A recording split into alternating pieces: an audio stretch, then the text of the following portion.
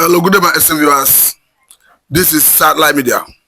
Let us look at this comment that is coming from an aide to the former president of Nigeria, Bashir Ahmad, where he said anybody advocating for Nnamdi Kanu's release is Nigeria's sworn enemy, says Buhari's S8.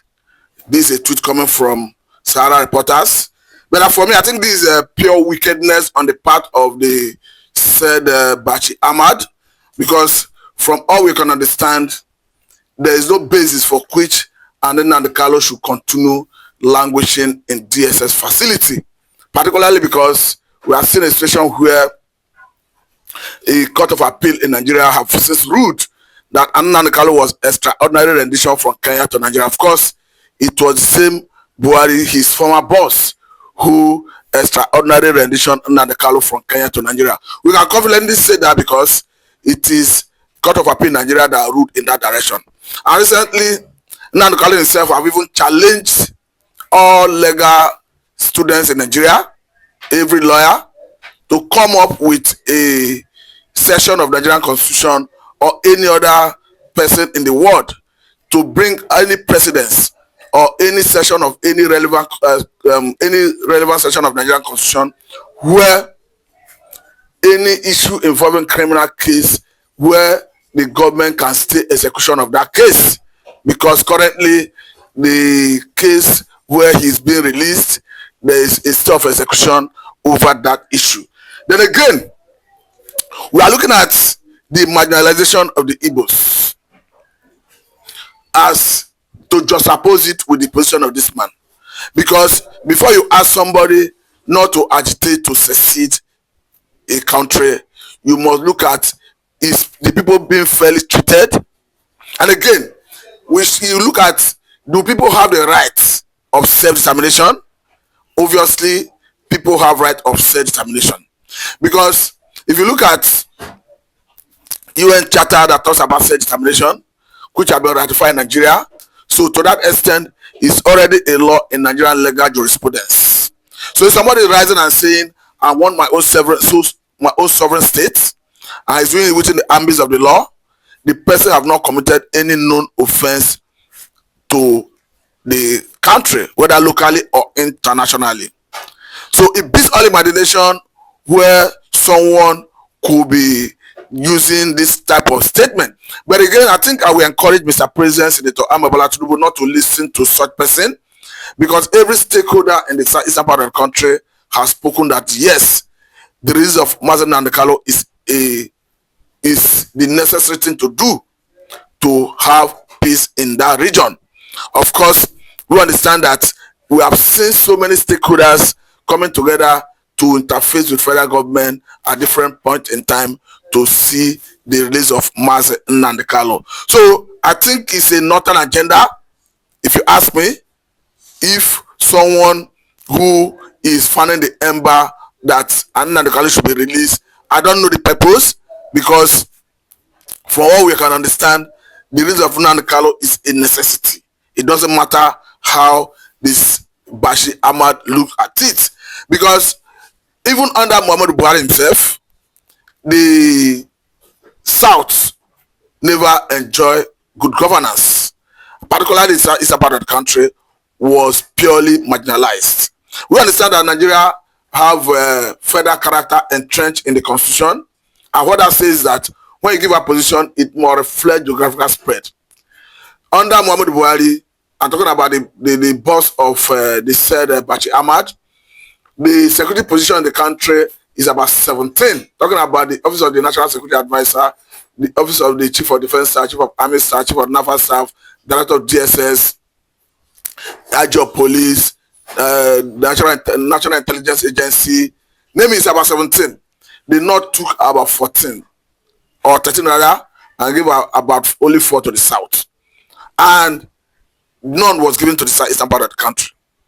Under that scenario, is it justified to ask people not to agitate when you as a leader is flagrantly flouting the very constitution you swore to uphold? So for me, I think the likes of Bashir Ahmad, what is coming from him is pure hatred for the Igbos. There's no better way to explain that than to see it as hatred. Then again, let us look at after the war, there was this issue that has to do with 3R that the government intended to use to bring everybody on board. Of course, that came from Gowon himself when he said there was going to be 3R. And what the 3R was supposed to mean is supposed to mean we are talking about reconciliation, reconstruction, and of course reintegration. But again, you need to ask yourself, after the war, it was declared no victor, no vanquish. Up to date, I don't think any of the 3Rs have been achieved. Talking about reconstruction. Of course, the eastern part of the country, or rather, yes, was never reconstructed after the wanton destruction of lives and property during the war. Nigerian sovereign state didn't take steps to reconstruct the eastern part of the country as a way of making the people to feel as part of Nigeria. Then again, looking at reintegration, up to today, there's no proper reintegration. Because the proper reintegration, you don't have a situation where someone will be at the helm of affair like the president, and it will skew things against the Igbos. It will skew things against people from that region. Like we saw under the same Muhammad Buhari, almost all the lofty position in the country, none of them went to the Igbos. And you have someone who go by the name of Bashir Ahmad, who serve under the same Buhari, coming out to speak in this manner. Of course, I think it suggests one thing. What it suggests is that they want the insecurity in that region to continue, because almost every stakeholder has spoken that the panacea for peace in that region is the release of Nnamdi Kanu. Though unfortunately, we saw another lone voice in that region, talking about the governor of Anambra State, Chukwuma Soludo, who unfortunately the other time said the release of Nnamdi Kanu may not end insecurity in the region. We are wondering where he's drawing his inference, because I don't think he can know, or he should know more than every other person. Almost everybody in that region has spoken in the same direction. We saw when the senators from that region met together, met with the Attorney General of the Federation, seeking for the release of Nnamdi Kanu. Of course, the other time, Senator Ina Baribe, of course, who is their leader, came out to say that the president should listen to the Attorney General of the Federation. It got to show that they had a fruitful conversation with the Attorney General of the Federation, and that the Attorney General of the Federation is of the view that the release of Nnamdi Kanu is a panacea for peace in that region, and is a necessity. Then looking at reconciliation, was there proper reconciliation? Obviously, no. I think that is where leaders of this country should look at why are people still agitating for the sovereign state of Biafra many years after the war. Because the reason is not far-fetched. The reason is because these three R's were not given attention. They were not considered. That is why somebody like Professor Woloshenka will always say it, that Biafra is an ideology. They can only defeat it from the ideological point of view. But currently, none of the approach of government is from the ideological point of view. That is why even if you harm people, you arrest people, you intimidate people, people will still rise to say we want our own sovereign state called Biafra. Of course, the senator representing the Tano Senatorial District, talking about Senator Ledu Moko, said it the other time that if you arrest a Samanekpa, that 100,000 Samanekpa will emerge. We are still seeing some persons struggling, dragging to assume the position of Samanekpa. I think that goes to show that actually the arrest of anybody agitating is not a deterrent to others. Rather, what could deter people, or what should deter people, is justice, equity, and fairness. And of course, I think that is what Nnamdi Kanu stands for. He stands for justice, equity, and fairness, that his people, the Igbos, should be given that justice, equity, and fair play in the scheme of things in the country. So for me, I don't think it is a good thing coming from the said man, who, of course, we understand that he is, the statement is self-serving and it may be political. Most especially as Nigeria, the way it is a signatory to self-determination. And we understand that the issue of self-determination is not restricted to the eastern part of the country. We have seen in the past where, even according to the former president of Nigeria, talking about Obasanjo, where he said even the North at the point shouted Araba, meaning separation. And currently we have seen the likes of Sunday Igboho going to the United Kingdom with a letter asking that the Yoruba nation should be allowed to go. Even if the UK, through their embassy here in Nigeria, advised Sunday Igboho and his likes to join her with other Nigerians to move the country forward. But let me quickly say that even Britain itself, when they needed to exit European Union, nobody asked them to join her with other European Union member countries to move European Union forward. The only thing that happened is that minority had their say and majority had their way. We saw how about 2 prime ministers resigned in the quest or in the cause to have that achieved. But the important thing is that at the end of the day, they successfully exited European Union and nobody was against them. So in the same vein, I think the best thing to do is for all the stakeholders to come together on a round table and say, do we continue together as a people? It is something you must seek people's consent. Because currently the ground norm, the constitution that binds everybody together is not people's oriented.